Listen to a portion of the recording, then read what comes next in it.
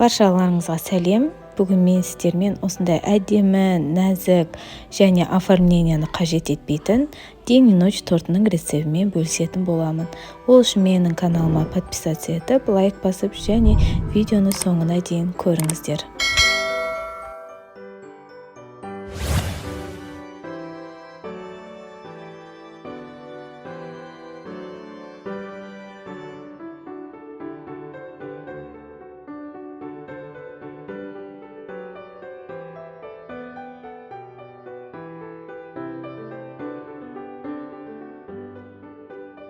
Ең алдымен біз ақ бисквиттен бастаймыз. Ол үшін бізге 6 жұмыртқа, 200 грамм қант және 200 грамм ұн қажет болады.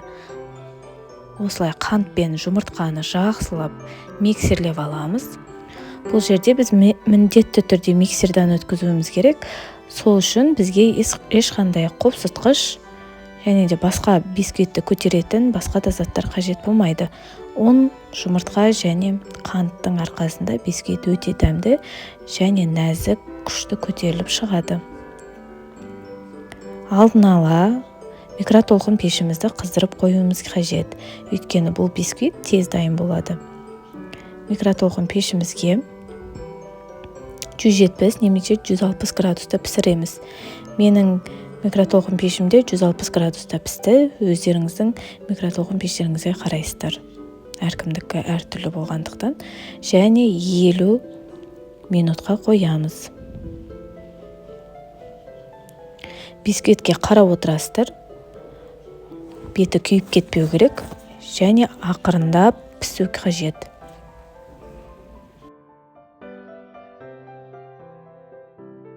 Ал енді екінші бисквитімізді дайындаймыз. Дәл осылай, бірақ біз ұнымызға бір ас қасық какао қосып, барлығын миксерлеп, бұны да дәл солай пісіріп аламыз.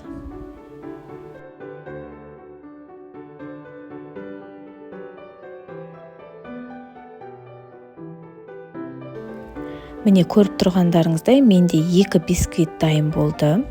Ол суығанша енді біз кремін бастаймыз. Креміне мен сливки алдым, 33% сливкиімді миксерлеп алдым және үстінен осылай вареный сгущенка қосып, миксермен жақсылап өткізіп аласыздар. Содан соң бисквиттарымды 2-ге ортасынан бөлетін боламын. Жақсылап суытуларыңыз қажет ол үшін. Міне менде сонда 4 бисквит пайда болды. Ал енді тортымызды жинайтын боламыз. Ол үшін осындай тарелка болмаса, өздеріңізде кольцо болса, кольцоның арқасында барлығын осылай кесіп шығамыз.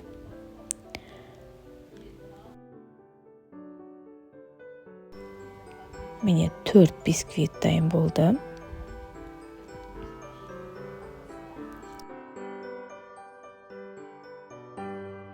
Шетінен алынған бисквиттерді кесілген, соны блендерден өткізетін боламыз осылай. Бұл бізге оформлениямызға кетеді. Бұл торттың бір ерекшелігі бізге насадка, болмаса кремнің арқасында біз бұл жерде әсемдемейміз. Өте оңай. Бұл жерде торт жасайтын бір кондитер болудан қажет жоқ. Әркімнің қолынан келеді осы тортты жасау. Міндетті түрде жасаңыздар, өте оңай, әрі дәмі өте нәзік, дәмді болып шығады.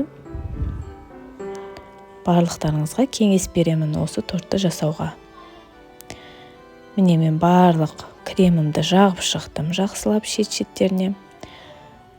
Ал енді біз әсемдейміз. Ол үшін маған пышақтың көмегімен осылай ақырындап қана кремнің үстін сызып аламыз.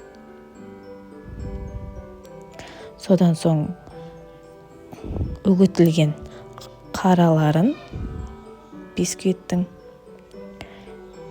Содан соң ақ ұнтақтарын барлығын осылай кезек-кезекпен әсемдеп шығамыз. Міне менің әдемі оңай тортым дайын болды.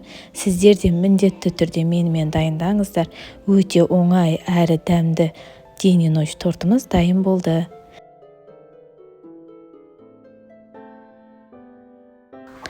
Назарларыңызға рахмет. Сіздермен болған Айгүл Сәкенова. Сау болыңыздар.